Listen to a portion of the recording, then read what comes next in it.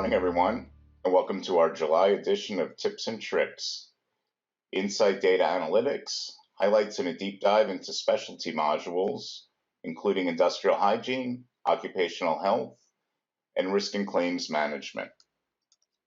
This is Fred Foster, and I'm joined by our Tips and Tricks team of Cooper Ratcliffe, Marjorie Faust, and Karen Cefantes.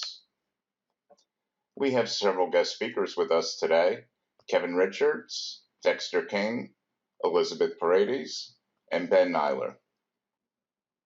Today we will be covering report building and insight data analytics on production dashboards, industrial hygiene, risk and claims management, and occupational health. So to start us off, here's Cooper.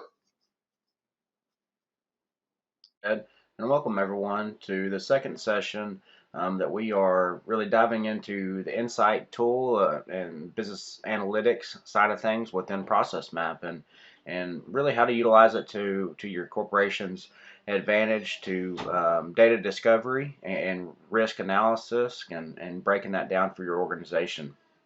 So let's dive in today. We're going to click the Insight tab. When we click the Insight tab, that's going to populate an additional tab in your browser. Out of that browser, this page should look familiar. As we talked about last month, customer outputs, that is customer specific, and reports tab, dashboard tab, and then help. So now let's dive into really the foundational element of report building. So for those authors out there that really have explored the out-of-the-box solutions for reports or out-of-the-box dynamic dashboards, but want to see more of a summary view or a list view, if you will. How do they do that? How do you build something of a sort? So I will dive into that today. So let's get started. We're going to click the New button down here. When you click New, you will see items populate. Let's click the Report icon. When you click the report icon, it's going to populate you to this screen.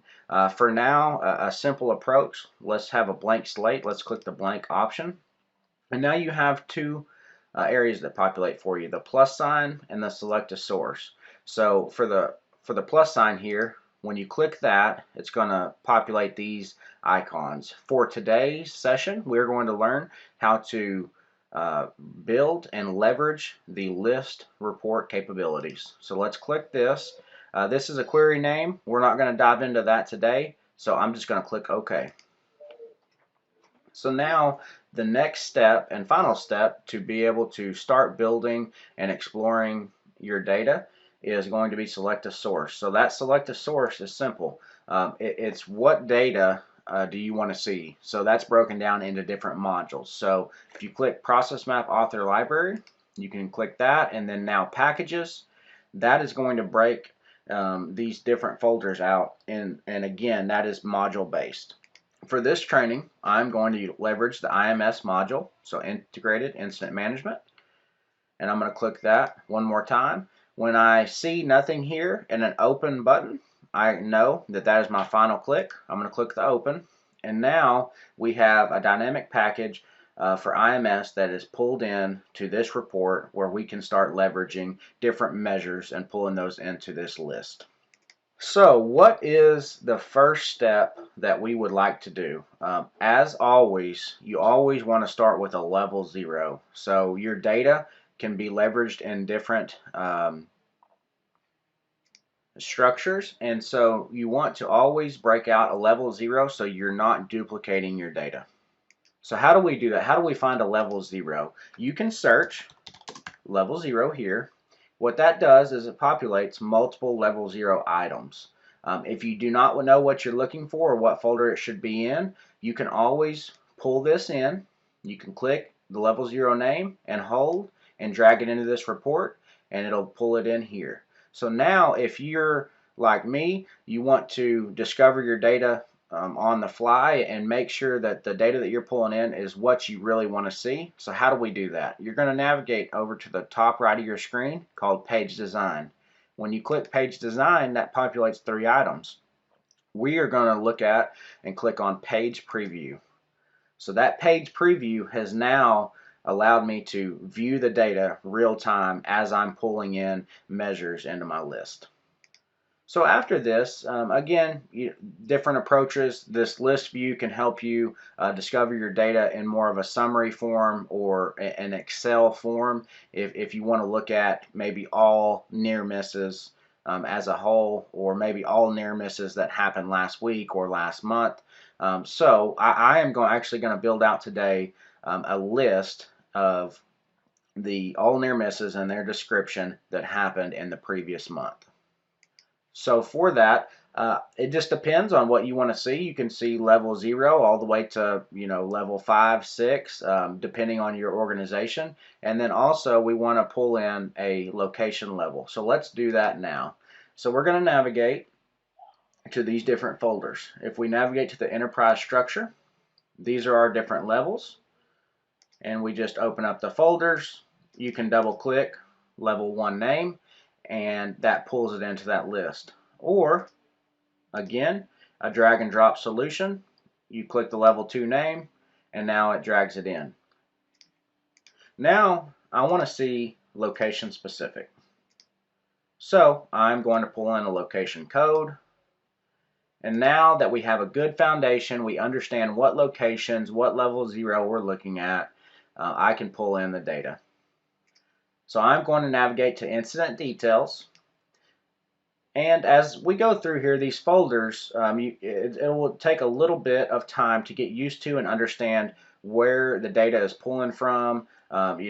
This incident details is FROIS, so like, injured illness, near miss, vehicle, GL, environmental, all these are FROIS. I challenge you to go into the back end of Insight here and understand where the different measures are within the folders. And if you have any questions, always feel free to reach out. So I'm going to go under Common Details, General Incident Details. This General Incident Details is where the different information for all the different incident types are going to be essentially the same information that's asked on the FROI. So incident type, I want to pull that in because I want to only filter near miss items. Okay, so now that I've pulled in incident type, I want to click on near miss. When I click on near miss, I have this filter option up here. When I click that filter, I have two options here, include or exclude. Include means I only want to see the near miss data items and information related to this data item. Or exclude means I want to get rid of this out of my list report. I'm going to click include because I just want to look at near misses. Okay, and so again, now I know that there's information for ATCO Limited, so I will click that for a level 0, and I'm going to click include. So now I know that I'm only looking at this level 0 name, these locations, and near miss incidents. Okay, now is where you can pull in different data items that you want to see that's correlated to this incident. So you can pull in time of incident, you can pull in the description of incident, and then if you want to see maybe you wanted to see from a root cause perspective or contributing factor, you can pull in a root cause. So since this report will be filtered by previous month, we will go to time information and pull over month name. When we pull over month name, we want to filter by the previous month. So here, as you continue to scroll, you see 4 options: February, January, March, April. Actually 5 with August. So how do if I want to see more information, or you can do it, you can exclude the other months that you don't want to see. So you can click February, January, March, and you can hold Control and click, and that will select multiple, and then we can click exclude. So now that populates additional data. If we want to see more rows, we can populate, or we can go over to the right side of our screen and click the properties. That will be the 2 bars with the dots on them, and we can scan down until we find rows per page. I am going to put 2000 on here. We don't want to put a wild number there, because it will take, based on the amount of data that populates, the more data that you have within the report, the longer it will take to populate. So be cognizant of the number that you put within that. Now that we have additional rows, we can continue to scroll down and find June. So if I click June, I want to now only see previous month near miss information. I can click include June, and now I have a report that only shows me near miss incidents. It shows me the description of each near miss incident, as well as the root cause, the location, the time of incident. Again, you can include whatever data point that you would like within this report. Again, I kind of talked about, you can look at as a summary. This is really utilized as a summary and kind of an overview, and you can build this out. Maybe you want to look at specific items, specific time frames, specific locations, and then you can set email notifications up based on that. So now that I have kind of built this out, again, the list, it's kind of an unlimited, right? It's a whiteboard, if you will. You can add however many data items you want here that are actionable. I challenge you to only put in actionable data. And so after you have built this list report, you want to save it. So you can go up here to the save to the floppy disk and click the arrow pointing down and click Save As. When you click Save As, I'm going to save it in my content. You always can, the team content is where you can access your company folder, and that is going to be your company specific. Everybody within your organization would be able to access that folder. I'm going to save this in my content, and I will label it training. I have given an overview today on how to build out a list report. Again, this is not a visualization type output. This is more of a summary report. You can export this to Excel and send out. You can set up a reoccurring, weekly email notification, or whatever time frame that specific end users or team members within your organization need to view this data on. Next month, we will dive into the basics of dynamic dashboard building and kind of the functionality that comes out of that. Thank you for your time today. I will now pass it over to Ben to dive into 2 new production dashboards that have been built. Thanks a lot. Appreciate that introduction. And welcome to Data Analytics. I'm going to show you a few things in our application regarding data and analytics, and I'm going to jump into Insight, where I'm going to show you some new production dashboards we've got, and just kind of go over in general how you can discover your data in Insight. So this is a landing page we have, and you can see here, this is a facility EHS program, and we have various widgets here of incident counts, top 10 categories by finding count, rate trending, body part injuries. So you can really build this out to what you want your dashboard to look like, or your homepage to look like. You can also have corporate dashboards and reports. Now, this is specific, however, to a specific location or a specific node in your organizational structure. You really don't get a comparison of location to location. You don't really get a performance, how one region is doing to another region. That's why we have Insight. And Insight has all kinds of really great analytic tools that we provide. So you can do comparisons of your organizational metric trending. So this is our home landing page. If you click on the Insight icon, and as you can see, we've got, this is our demonstration module. It might look a little bit different from yours. We have several key tabs here. And the first one you're going to land on is customer outputs. Now these are custom reports and dashboards that you've either created for your team, has created for yourselves, or we have created for you as a custom report. And if you look, we have several other tabs here: reports, dashboards, and help. Now the second tab here is called reports. And reports are all our production reports. reports. Now, we've taken the best of breed of our throughout our organization over the years, and we've created quite a bit of really good reports for you to discover your data. You can also modify these if you're an author and really kind of drill down into what your needs are. But I highly recommend that when you have time, if you're a consumer, everybody has access to Insight if you're given those permissions. So you can go in and you can run reports, you can run dashboards.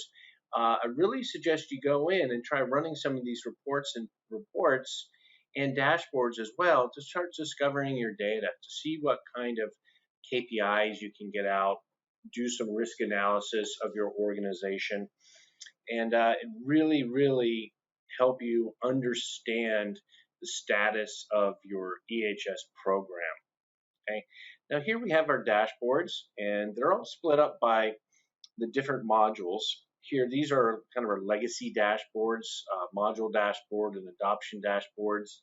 These will eventually be sunsetted, but we're keeping them in here for now. So if you'd like to explore these or explore your data, please feel free to dive into these and take a look. They're very extensive and very broad in how much data they do cover. Now we get a little more specific into incident management here, audit management, calendar, and behavior-based safety. Okay, so I'm going to come back in a little bit and I'm going to dive into a couple new dashboards we have. So we have audit management, we have EHS manager audit analysis. This is persona-based analysis. If you were the EHS manager, we try to come up with different visuals and measures and metrics, what we think you might want to analyze or the data you might want to discover if you hold that role. We also have behavior-based safety analysis dashboard is brand new. So I'm going to go into these in a little bit more detail. Last tab I want to show you here on our homepage for Insight is our help section. Here we have release notes and how they apply to data analytics if you want to know anything new that's coming out with our latest releases. We also have training content. Now this is written content. I'm not going to open these up and get into them today, but please feel free to explore these. This is written content to help you step-by-step guide to creating reports. We also have video training guides and also reports inventory of our legacy reports. Now, I do have training classes from time to time, and we have more coming up the third week of August. So if you're interested in becoming an author and learning how to build reports and dashboards, please talk to your customer service representative, and we'll get you signed up for that. Okay, so now let's dive into some of these dashboards and see what we can discover. All right, so first let's get into our new EHS Manager and Audit Analysis dashboard. So go ahead and click on the hyperlink here. It'll open a new browser window. And apologize, give it a minute for this to open.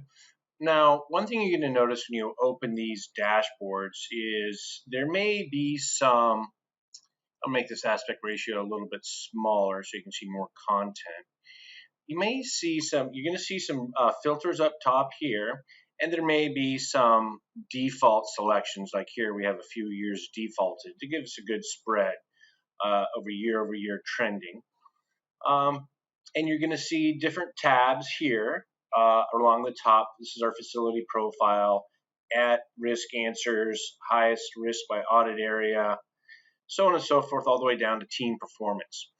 Now, we built this dashboard with help from some of our clients, also some of our internal Center of Excellence personnel, our leadership, really try to give you a very broad solution to discover your data within your audit program.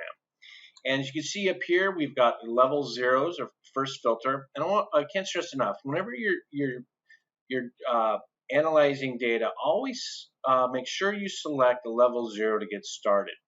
As you probably know, we have many options of building out your enterprise structure.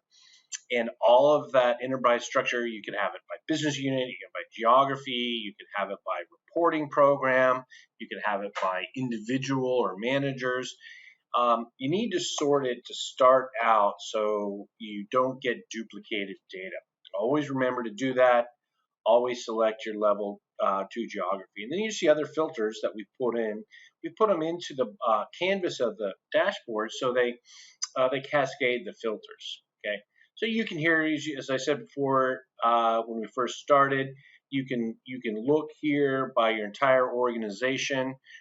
Here we've got audit counts by year and the different audit statuses. Now they may your audit statuses here are configurable. So this is kind of the full Monty of all the statuses that we have in our demonstration module, but you're going to probably see exactly what you want. It's really important if you are tracking your audit statuses. This visual is really good looking at your performance over the years of how successful your audit program is. Then you can also look here. This is CAPA status by location, and we've color coded these to match the action item status or also finding status in the application. So blue is going to be open, green closed on time, yellow closed late, and orange or red are overdue. And this, you'll follow this color structure all the way through our dashboard.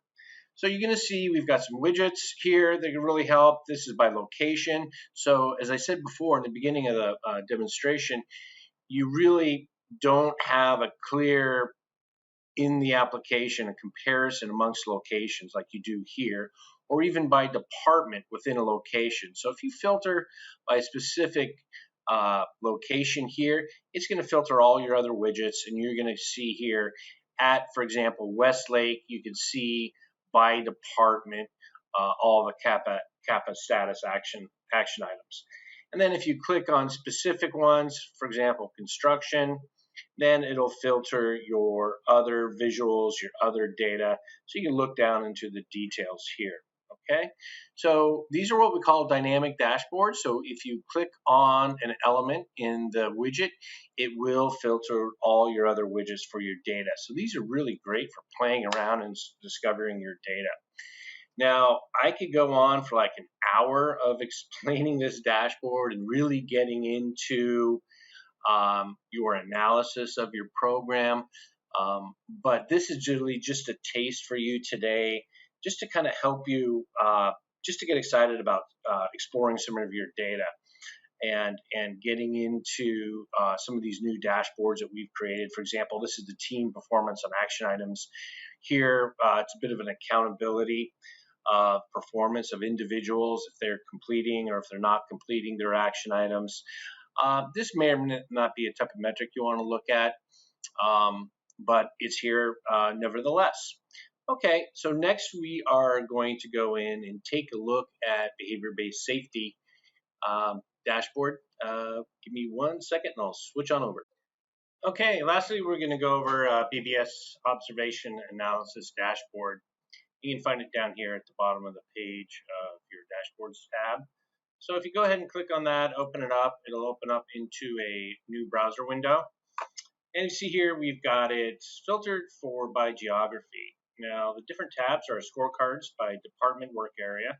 And we really take this down to the nitty-gritty of your organization here with these dashboards. You can also filter by year. We've got your org structure here you can filter by. We're filtering by playing field here. You can also look by month and do comparison that way. And by observation type here, and you can filter between group or peer-to-peer if you'd like as well. Depends on how you've set up your BBS program. So here, observation cards by department, observation cards by work area. We're looking at the total number of cards created and the at-risk feedback. So we have some counters here showing your total value. So this is an overall health kind of picture of your program by location and or by your other levels of the org structure. Then you can look at your frequency, seeing if you're how much you're doing month by month, and also your observation details down below. This is good to see where you're trending. We started out pretty good in January, and our program's kind of phased out. So this might be a good indicator to get back on it with this location. You can filter by other locations, and see how your program is doing from location to location. We also have observation risk analysis tab. Now this is kind of really diving deeper into your at risk. I see the red here is your at risk observations, and here it gives it by your category, whether it's electric safety, slips and falls, proper PPE. This gives you a really good indicator from your location or your region where you need to focus on based on your behavior-based observation, what kind of risk analysis you can do out of that, or where you have to focus your action items, focus your attention on training, guards, different other kind of lockout tagout programs. Probably pretty good at this location if you're getting a lot of observations here. Lastly, you can look into action item details. But this is a really good dashboard for you to discover your data for observations for your BBS program. And again, you can make a copy of this and you can change it, add widgets, add tabs. We've always say like these production dashboards, dynamic dashboards we give you, really a template for you to get started and really take your data analytics program to the next level. And so that is all I've got for you today. Hope this was informative, and you guys will be getting into your analytics a bit more. And I'm going to go ahead and hand things off to Elizabeth, who's going to dive into industrial hygiene. Thank you very much. Have a good day. Thank you, Ben, for that insightful information. So next, we will take a peek into IH. We will look at why we even care. What is IH? We will also take a look at the workflow for our IH solution. We will look inside our IH module at some of the screens, and then finish with a quick peek at a dashboard within our data visualization section of our solution. Let's start with what is IH, or industrial hygiene. This field has been around for a long time. It is that science and art devoted to the anticipation, recognition, evaluation, and control of those environmental factors or stresses arising in or from the workplace, which may cause sickness, impaired health and well-being, or significant discomfort among workers or among the citizens of the community. So based on this, you can see it is a very broad field and applicable to many types of industries. So how can Process Map help? Let's look at the Process Map Industrial Hygiene Module workflow. As you can see from the graphic, we have 9 steps or 9 phases within the module. This does not mean you have to use all 9 phases, but they are available to you.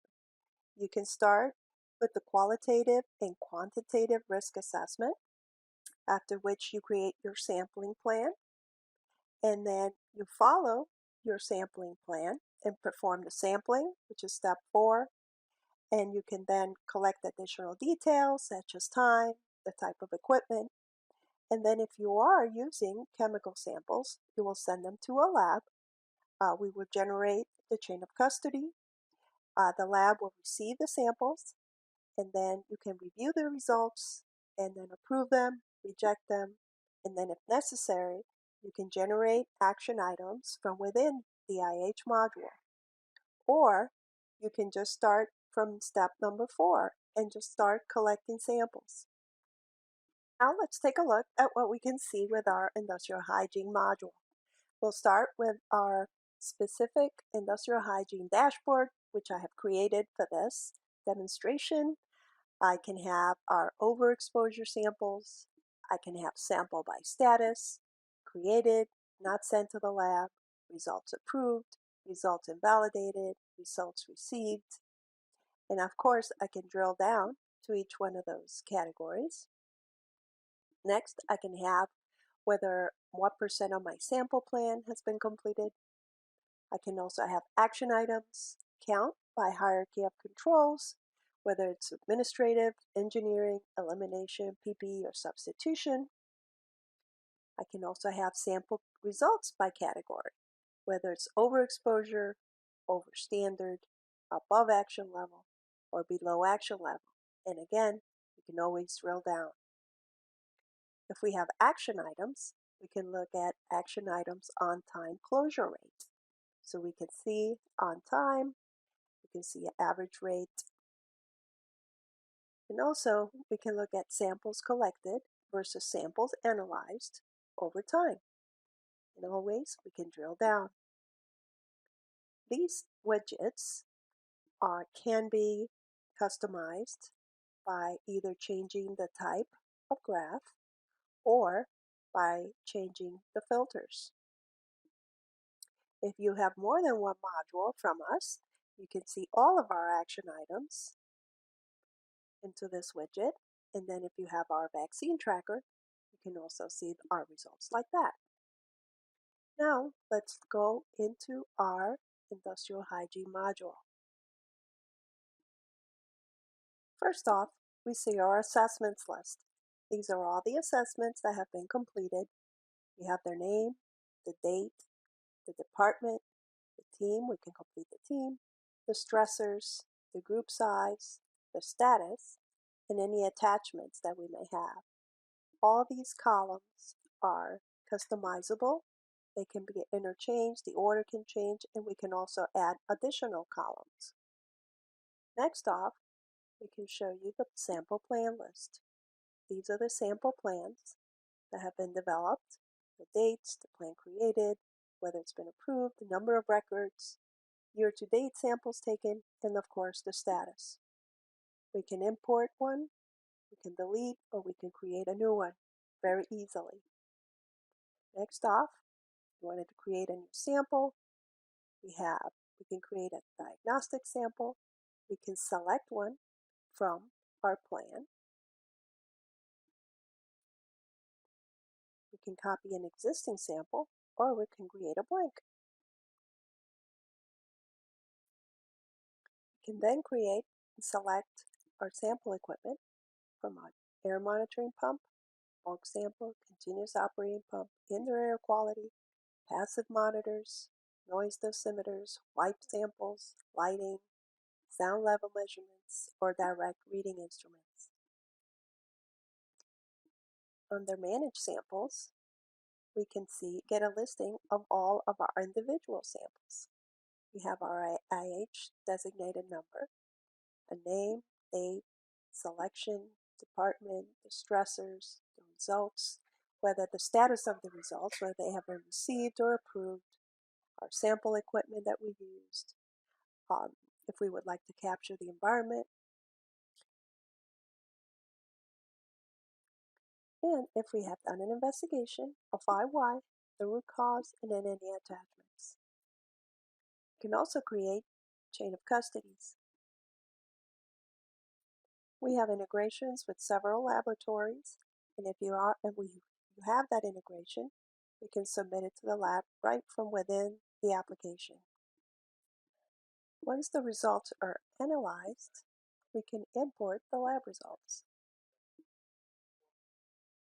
You can choose the file, or the file can be uploaded automatically if there is an integration.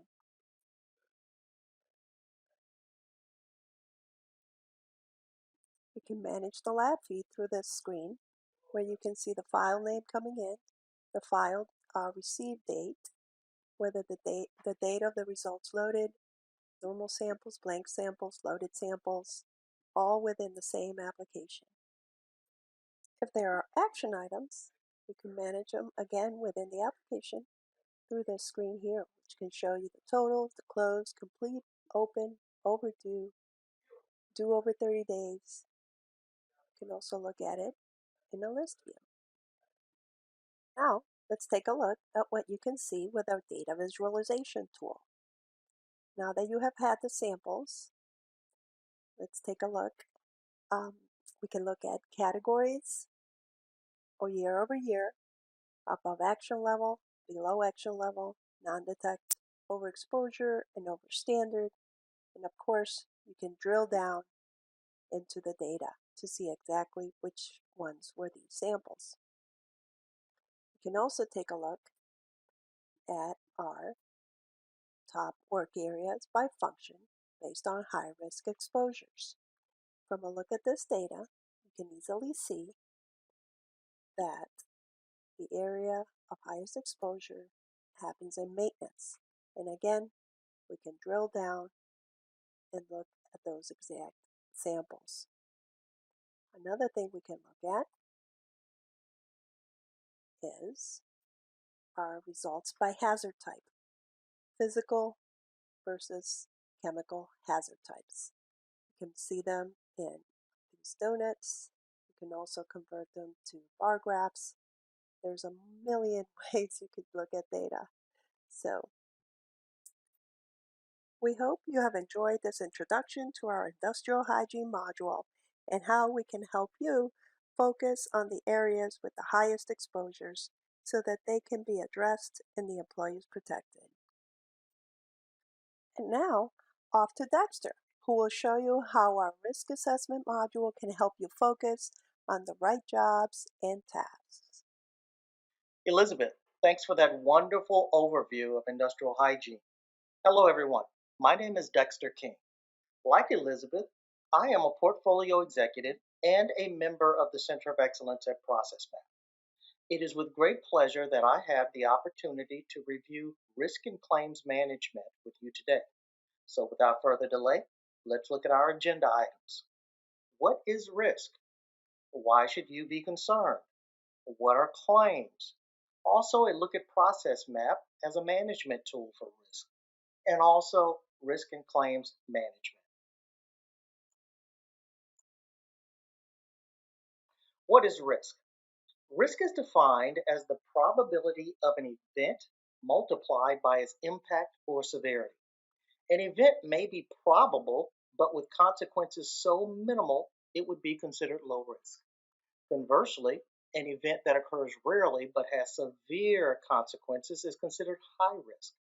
In the EHS environment, effective risk management requires four basic elements: hazard identification, risk assessments to prioritize risk, implementing controls, and then the monitoring of those controls.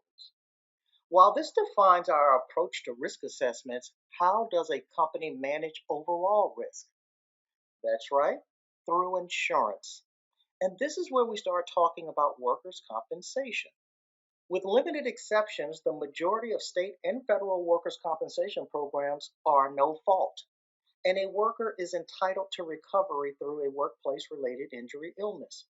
The key takeaway to this takes us to OSHA and our next topic.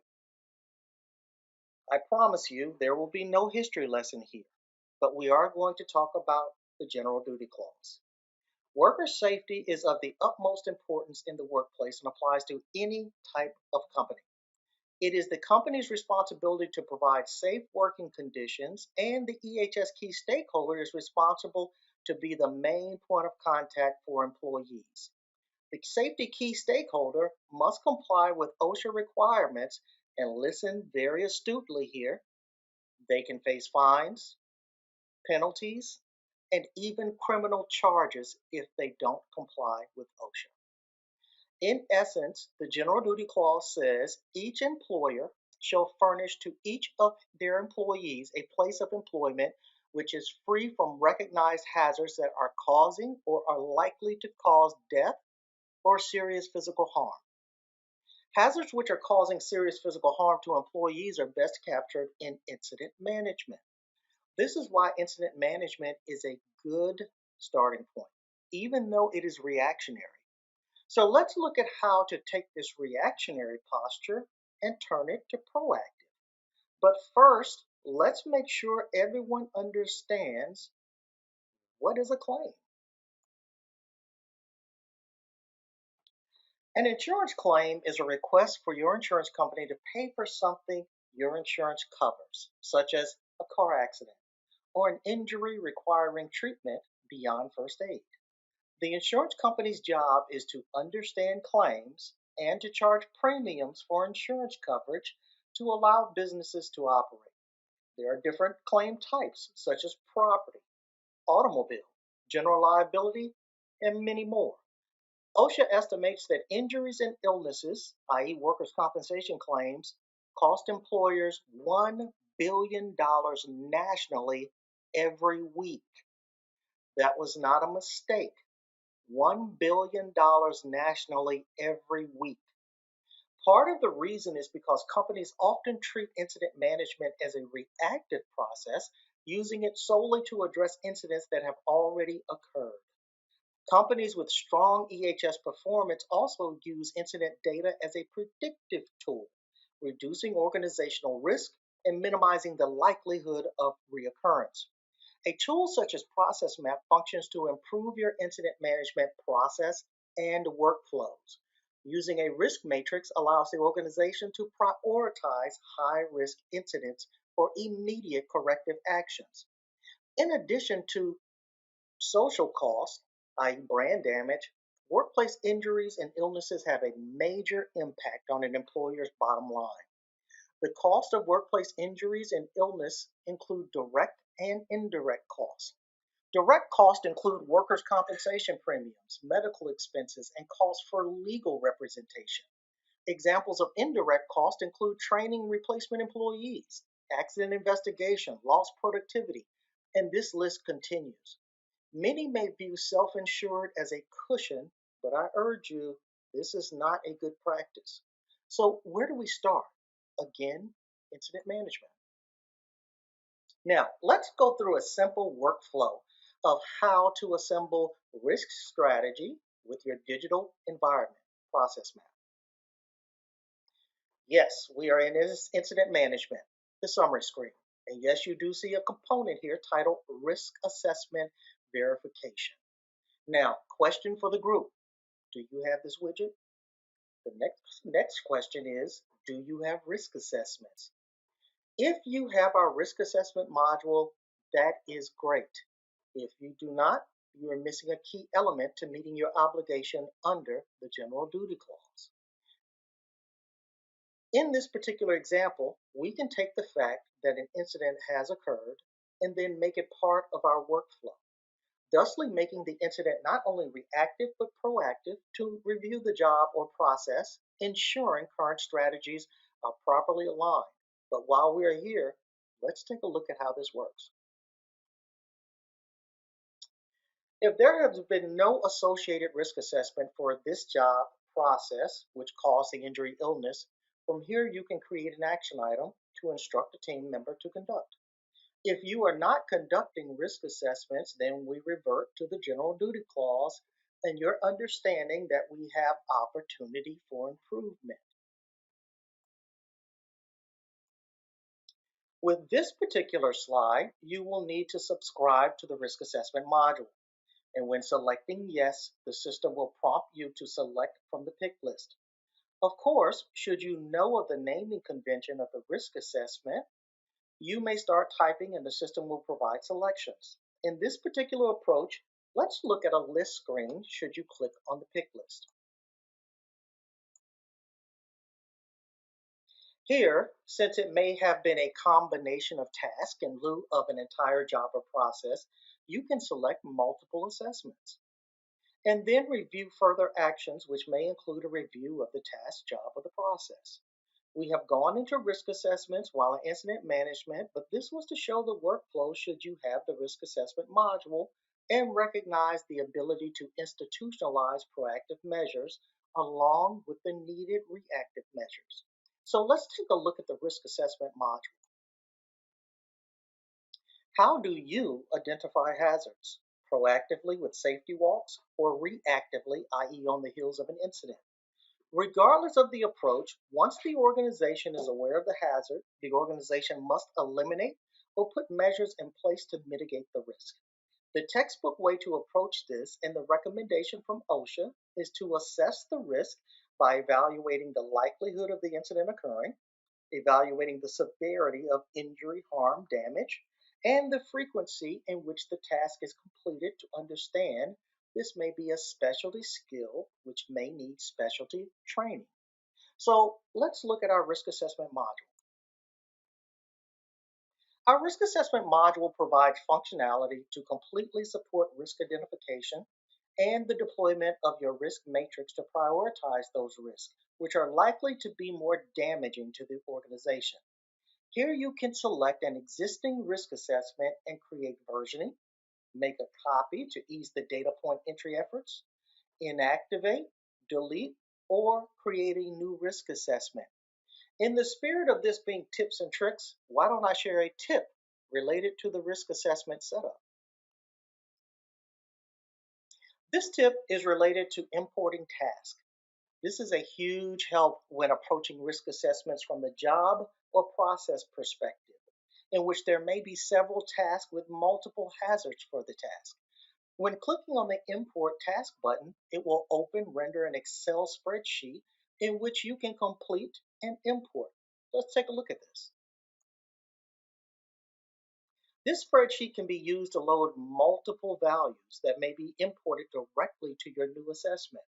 Another cool tip is that the template will also provide a tab at the bottom showing field specs and provide information to keep your values in line to the configuration of the software. So now we have covered incident management, proactive approach to validate risk assessments, and then an overview of the risk assessment module. So now let's bring in the claims aspect. Claims. Some claims are to the point and crystal clear. If any of you have dealt with a musculoskeletal disorder, MSD related claim, it could drag on for a lengthy time period. But what about those claims which may be questionable or possibly non-work related? Are you in the know from the claims perspective? Well, let's take a look at claims management as it is represented in the incident management module. Here we have a listing of claims from the Manage Claims screen. Highlighted in red are multiple data points in which may be more important to certain strategies or initiatives.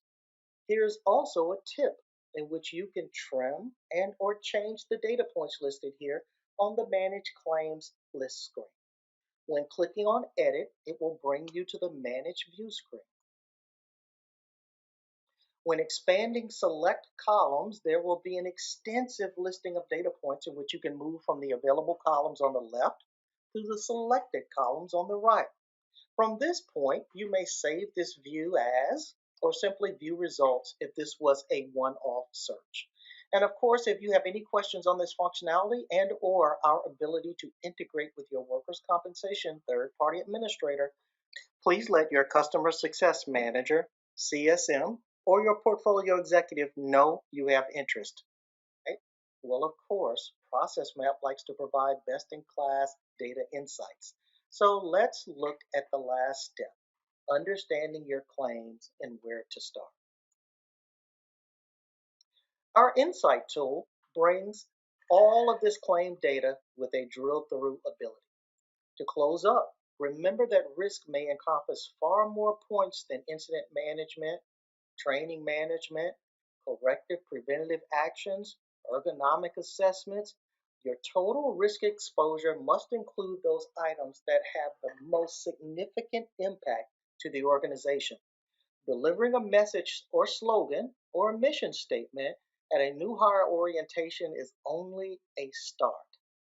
Risk must be identified and assessments completed to mitigate associated claims. This concludes my presentation. Kevin, over to you. Looking forward to hearing your messaging around occupational health. This is going to be a great segue to what our next module we're going to be demonstrating is going to be our occupational health module, or some of our customers refer to this as our medical management module. Again, those of you that are using industrial hygiene, not only with our platform or outside, as you know that if you are over the permissible exposure limit, that you must enter your employees into a medical surveillance program. And the Occ Health module can provide that one-stop shop for you to be able to obtain all those medical records in concerns with medical surveillance. today's showcase of the occupational health module is not only going to be to those that have facilities with clinics, but we'll also demonstrate how some of our customers that do not have in-house clinics and how they're using this module to manage their medical records outside of the third-party clinics. So again, this is a very versatile module that does not always have to have an on-site clinic, but it can have those medical records kept from third parties as well. As you see here, we have our landing page. Again, you can set up different personas as you're more aware of. And this one here is around a medical view. This module also ties into our incident management module, which you'll see later on. And then also can have all the different body parts coming from the occupational health module as well. In here, you see that we typed in person's employee profile name, that you'll be able to go within one click, go right into the employee's occupational health profile. In here is all the medical records in and around this particular employee. Again, just like all of our modules, these are roles and permission based of who can see these medical records and what areas are they have expertise in seeing those items that they need to be concerned with. On the left-hand side are all the different things that are in the occupational health module within the employee medical profile.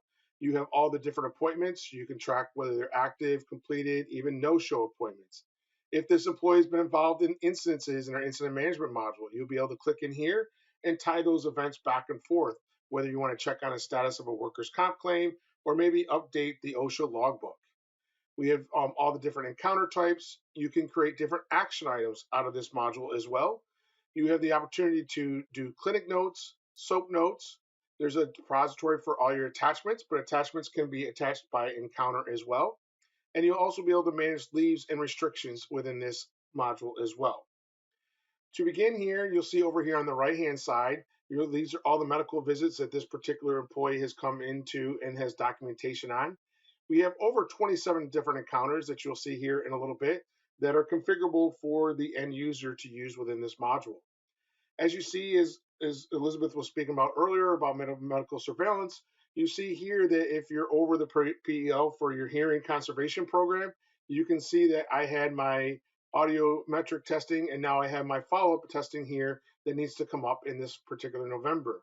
You also can be tracking your spirometry and your fit testing around those that have to be required for wearing respirators. So again, one easy stop shop for those to come in here and see their medical surveillance program all in one spot. I'm going to show you a couple different ways now that we have to schedule different appointments. So we have one that's called Appointment Central. In here is where you'll be able to set up appointments based off of, again, if it's a third-party clinic or if you want to have internal, you're more than welcome to have appointments set up in either way. So you see here that these are all the appointments that are been scheduled for today. These are the ones that have been shown up already and have completed their encounter. If you have those that didn't show up, you have opportunities to here reschedule this encounter, so you can reschedule it, or you can make this as a no-show, or maybe you want to cancel it for whatever reason. Again, all permission based on what you'd like to do with that appointment. You can go in and add new appointments in here. You can do appointments on supervised contractors, unsupervised, or even visitors. And again, by typing in just a few letters or the employee's ID number, you'll be able to get that particular employee that you're setting up the appointment for. It automatically defaults to current date and time. If you want to do details down to a location department, you can do so. All of these drop-down are configurable by your local admin rights. So again, if you want to add in or have different visit reasons, you can do so. But again, we were talking about medical surveillance, so I'll just leave that here for medical surveillance. You can do, if you have healthcare entities, again, if you want to track off-site, you're more than welcome to do on-site or off-site. Again, we can do these as configurable items in there as well. In here, you see that we have 27 encounters out of the box. We're not going to cover them all during today's demo. If you'd like a further deeper dive demo, you are more than welcome to do so. Again, we have immunizations from Hep B to your COVID. You can do administer medication if it's over the counter, prescription. Again, we have all kinds of medical surveillance around audiometric, spirometry and fit testing. We have drug testing and alcohol testing. So again, quite a variety of different areas that you'll be able to have your medical records. So those of you who don't have clinics and maybe they're bringing in external medical records, you can choose external medical records. You can have this saved and it just creates the appointment, or you can go right in there and then create the appointment. In there, you can then just go and then enter in all the information in and around those particular external medical records. If this was tied to a incident from the incident management module, you could toggle this over to yes, and it'll toggle or tag this to the incident management module. In here, this is a third-party provider. So again, you can just put in doctor, whoever that this provider was. You can then have the different record types. If this is some kind of medical assessment, again, this test type maybe it was an MRI. What body part? Maybe it was an arm, and then you can upload an attachment as well. So you can go and then bring in like the MRI for that particular employee, and then hit save. So therefore, it's very quickly, very intuitive to upload different medical records very quickly if you want to look to add in those different items into the particular medical record keeping system. So again, it's very quick and easy to go and update that. If that is one way of doing an appointment, you can just have it go into Appointment Central. If you're looking for more of a scheduler type feel, touch and feel, you come in here to what we call Appointment Calendar. Appointment Calendar in here will give you a calendar view of if you have on-site providers. You can then choose that particular provider that you're looking to schedule that with. Again, with the clinic of where that particular is, and then I want to see the week view. So in this week view, you will then be able to see where there's open time slots available to schedule this appointment with this healthcare provider. You also have the availability to block off time slots, maybe your lunch hour, or maybe there's training for the physician that's going to be off site. You can block different time slots off here as well. So then you can have those scheduling appointments be available on the right time slots. The other neat way for those customers that don't have on-site clinics is uses what we call Add Independent Encounter. The Add Independent Encounter is, again, the quickest way to kind of get your medical records into the system. So again, maybe you're going to be doing the Hep B testing. So you come in here, hit Administer Immunization, and you come in here, type in the particular employee that you're looking for. You get that employee. It automatically defaults to current date and time. It'll default to a healthcare provider. And then you go in here and hit Save. And then you can come in here right away with no other further details and be able to add in that immunization. So again, in here, it was not work related, it was not for travel, but we're going to do the Hep B series, right? And so in here, automatically will default to the materials that you have in your inventory.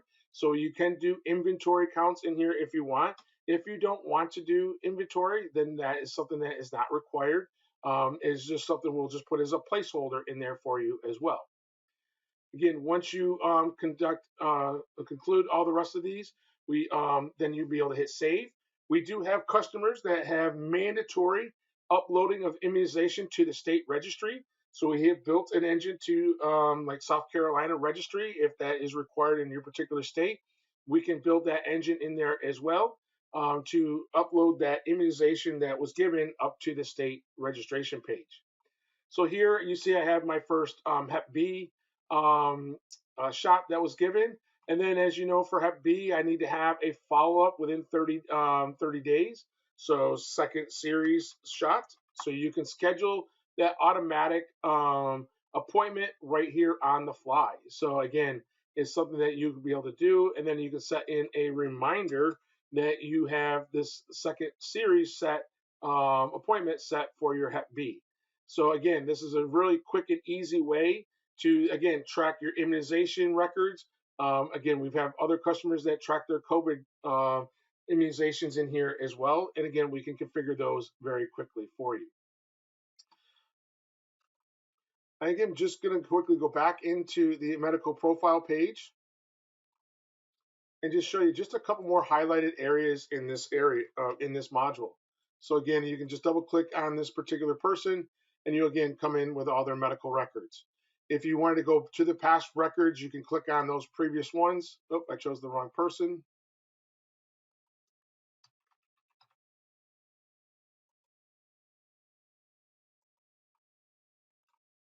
All right, I switched back over to my profile page. Again, if you want to see previous records that were obtained, you can come in here and click those and get those particular details. Again, what's really nice too is we have an area for clinic notes. In here, it can just be notes in and around certain visits or certain items. If you need to lock these notes, these are lockable, so only those people that have access to clinic notes would have access to those. If those of you that want to use SOAP notes and are familiar with the subjective, objective, action, and plan, you'll be able to do those as well. And then you'll be able to do your SOAP notes right here within the system as well. You also have an area to track leaves and restriction. So leaves will be in here. You can track like FMLA, you can track short-term disability, and then track those return dates coming back to work. So some of my customers do have a process of when they come back to work of different medical exams that they need to complete. So this is one way to review those medical records when they're coming back to return to work. And last area here is the restrictions area. Again, in the restrictions here, you can come in here, and this is not the restriction like on an OSHA log, but this is restrictions around whether they can carry or lifting, or a different type of restrictions of they can never lift 50 or carry 50 pounds, and they can maybe carry 20 pounds occasionally. Again, these are able to be tracked in here, and then upload those different restriction types. You can email these out. You can also generate a report. You also have ways of customers that will email through an action item on whether they can accommodate these restrictions as well. So again, in our occupational health module, it is a holistic way to track your medical records. This was a kind of high level view of our module. As you see, there are many different aspects of this module that if you'd like to see a deeper dive, you are more than welcome to set up a demo and we can go into greater detail in this particular module. So again, this is a module that has been utilized by quite a few customers. It is, like I said, it does speak back and forth to the incident management module. We also have many customers that use a med form, which again allows the employee to go see a medical clinic, and it's also being able to tie to either the OcHealth module or the incident management module if you so choose to. And we also have customers that digitize all of their medical records for for their consent forms. So again, if you want to upload consent forms into the system and have everything digitized, you are more than welcome to do so as well. So again, I want to thank you very much for your time on this quick overview on the occupational health module. I want to thank everyone for joining us this morning. Our next Tips and Tricks webinar will be on Wednesday, August 31st at 11 o'clock Eastern, and it will include highlights of version 22.2, which is scheduled for release on August 22nd. Some of the items that are coming in version 22.2 include in audit management, pinpointing findings on a facility map, searching for questions, being able to copy location questions and protocols.